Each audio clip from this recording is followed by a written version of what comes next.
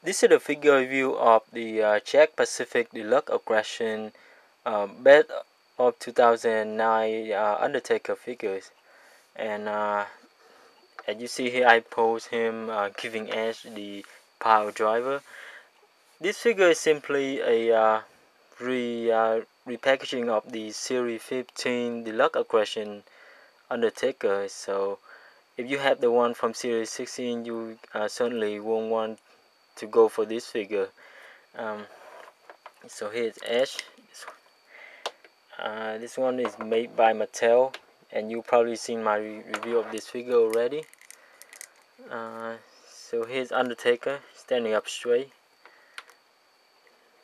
The figure is quite big actually, bigger than the one, the Mattel version. But this is quite a good figure, I had to say that. I mean, the plastic they use for this figure is very strong, very hard plastic, and this figure has, a lot of articulation, and I think you guys can see the lightness on his face. uh, Very good lightness. I bought this figure because there, I have never seen the an Undertaker figure that is right. I mean, a lot of Undertaker figure I've seen with the eye but has no pupil. But when you buy that figure, you can pose him fighting because who can fight without the pupil.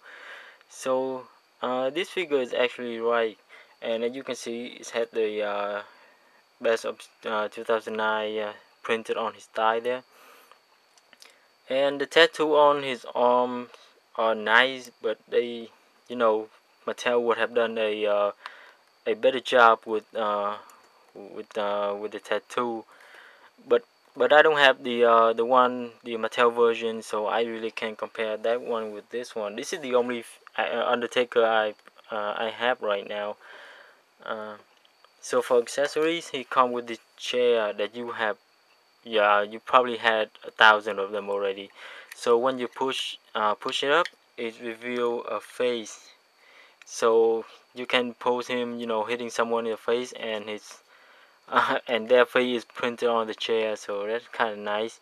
But Jakks Pacific is, they always reissue the same accessories for their figure over and over again. So it's about time. I think it's about time they have some right accessories, which is what Mattel is doing now. Uh, their, their figure is always great because they come with the right accessories, character specific accessory. So for articulation, this guy has a bulge on his head, but because of the hair, his head doesn't go back that much.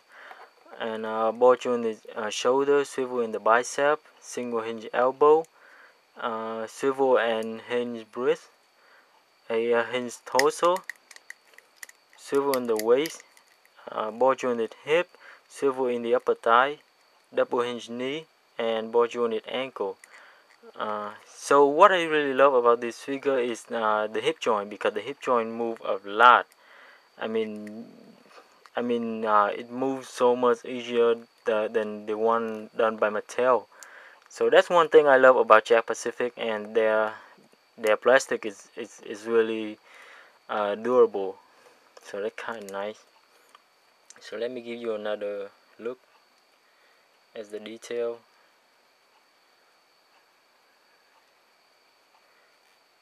So as I say earlier, Jakks Pacific didn't do a good job with their tattoo, because you probably won't recognize what picture it is on his arm.